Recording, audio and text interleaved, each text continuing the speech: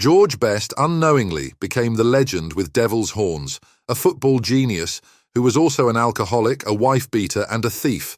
This is the complicated reality of Best. Born on May 22, 1946 in Northern Ireland, George was the first child of Richard Best and Anne Withers. Growing up in a family deeply rooted in the Free Presbyterian faith and the Orange Order, young George would even carry the banner strings at local lodge events, which he was really proud of. School-wise, George was pretty sharp. He passed the 11+ exam in 1957 and went to Grosvenor High School at first, but it wasn't for him since they were all about rugby, so he switched to Lisnasharragh Secondary School, which let him focus more on football and hang out with his old pals. He even played for the Cregagh Boys Club and was a fan of Glentoran and Wolverhampton Wanderers. Now, here's when things became interesting. When he was just 15, a Manchester United scout named Bob Bishop spotted him. Bishop was so impressed that he sent a telegram to the manager saying he might have found a genius. Before this, his local club, Glentoran, had turned him down for being too small. But anyway, Manchester United gave him a trial and he was in, although initially it was tough. George got homesick pretty fast and dashed back to Northern Ireland after just 2 days. However, he didn't give up. He moved back to Manchester and stuck it out for 2 years as an amateur. Since he couldn't sign on as an apprentice due to the rules about Northern Irish players, he worked as an errand boy on the Manchester Ship Canal, squeezing in training sessions with the club twice a week. Best quickly became famous for his impressive and skillful goals. In his second year at United, he helped the team win the league championship and led them to win another in the 1966-67 season. George made his first big splash in the world of football at 17, debuting for Manchester United in a match against West Bromwich Albion, which they won 1-0.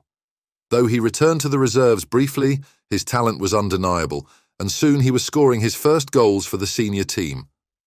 Under the guidance of Matt Busby, George quickly became a key player for Manchester United. His first full season saw him scoring 14 goals and helping the team clinch the league title. And just like that, he became a star the football world could never get enough of. George Best's journey to stardom and fame kicked off dramatically when, at just 19, he scored 2 crucial goals against Benfica in a European Cup match. That night at the Estadio da Luz, he wasn't just a young footballer, he became a superstar. His phenomenal performance earned him the nickname the Fifth Beatle from the impressed Portuguese media. George also had an uncanny ability to captivate fans and media, very often finding himself the subject of headlines not just on the sports pages, but the front pages too.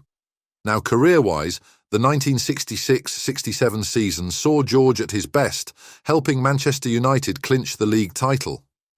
In 1968, he was named European Footballer of the Year and played a key role in Manchester United becoming the first English club to win the European Cup.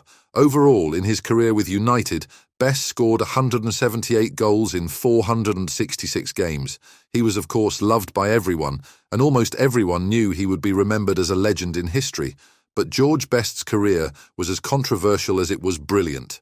Despite his magical performances on the field, he faced many challenges, including injuries and disputes with the club management. These issues, compounded by his lifestyle off the pitch, led to many brief retirements and eventually his final step away from professional football in the early 1980s. You know, George wasn't just a footballer, he was a showman. His style of play was electrifying, often riding tackles and weaving through defences with a grace that made it look all too easy. Yet, his life outside football was marked by high-profile adventures and controversies, which often overshadowed his sporting achievements. He has too many controversies covered under his name, which of course I'm going to discuss in detail, but if I'm being honest, he wasn't always like this. He was once a sweet boy. In his early days at Old Trafford, Best was a shy young player, spending his free time quietly in snooker halls.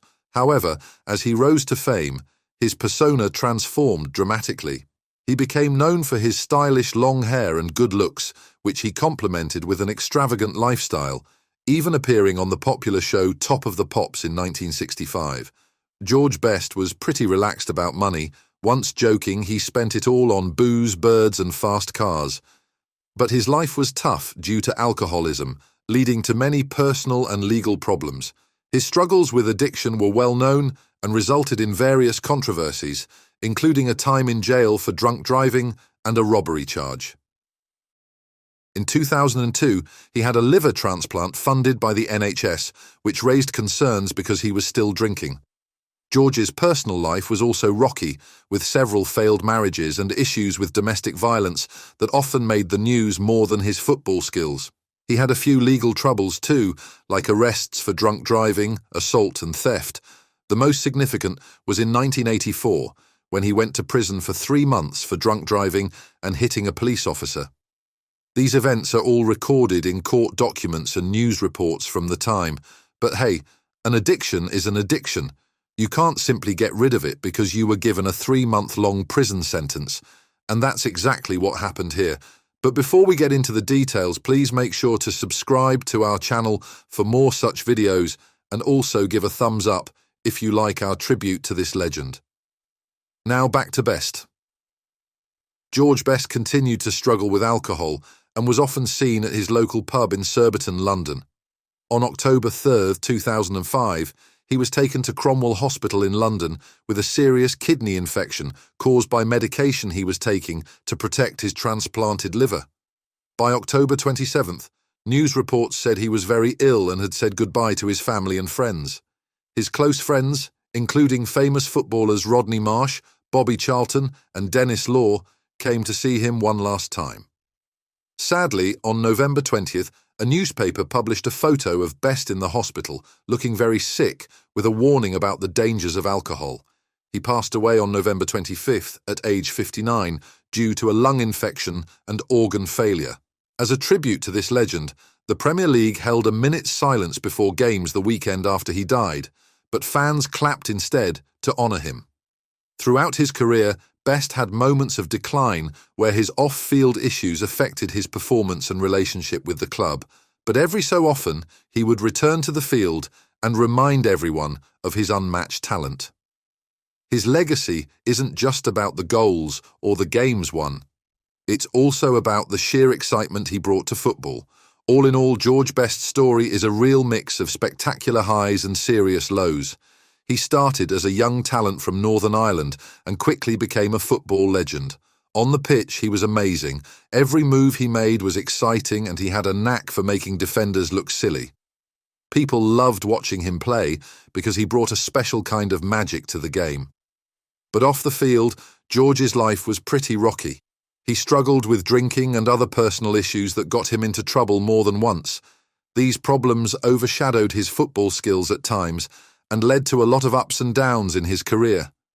Despite all that, George Best is remembered for the incredible joy he brought to football. He had this way of lighting up the game that few others have matched. Even with the struggles he faced, his impact on the sport is undeniable.